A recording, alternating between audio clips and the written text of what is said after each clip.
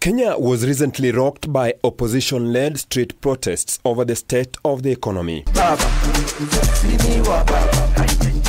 The situation has since given the Kenya Kwanza administration the uphill task of delivering poll promises on jobs, cost of living, economic reforms, infrastructure and housing amid a public sector job freeze and a slump in the private sector due to the COVID-19 pandemic. Waziri wetu wa mambo ya labor ako kule Saudi Arabia kwa sababu tunataka kupanga vijana watapata ajira. Kenyans were too proud and so confident of their nation that they refused to seek jobs abroad.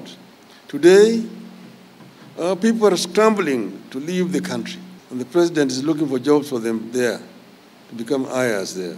Amidst all this, President William Ruto and his deputy Rigathi Gachagua insist that the economy is on an upward trajectory. Sasa hii uchumi tulikuta ICU, tumerekebisha ikaenda HDU, tumengangana sasa iko kwa ward.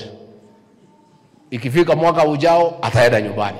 Ile mambo ilikuwa msukosuko ilikuwa hapo ya uchumi, sasa uchumi yetu tumedhibiti.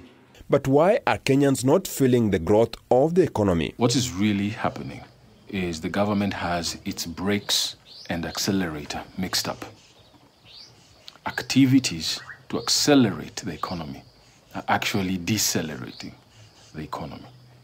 And activities to halt the recession are actually increasing the recession. The nation is reeling under the heavy burden of taxation and a harsh and heartless leadership. Hata nyinyi mnajua kuna mtu anaweza toka ICU aende nyumbani direct. Sasa hii watu nataka mgonjwa atoke ICU asubuhi afike nyumbani saa 8. Haiwezekani.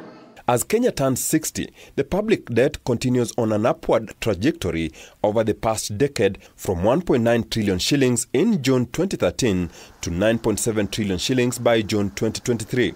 The government's expenditure is private sector income. Anytime the government spends, it spends in such a way that the private sector earns and grows. So the less it spends, the less the private sector grows.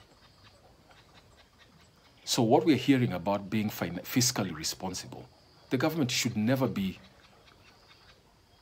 fiscally responsible in a way that it is trying to save money. The government should always be looking at how it can spend the money, because the more it spends, the more the private sector grows.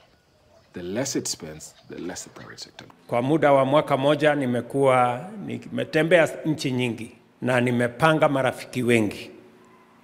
Tuko na marafiki sasa wa World Bank, tuko na wa IMF, tuko na wa Marekani, tuko na wa China, tuko na wale wengine wote. We drove ourselves into the trap of the IMF and the World Bank and their unusual conditionalities that are driving us back to the 1980s and 90s. The sustained depreciation of the shilling continues to put pressure on the government's ability to finance external debt. So, wanatuambia msiseme vile mlikuta nyinyi fanyeni.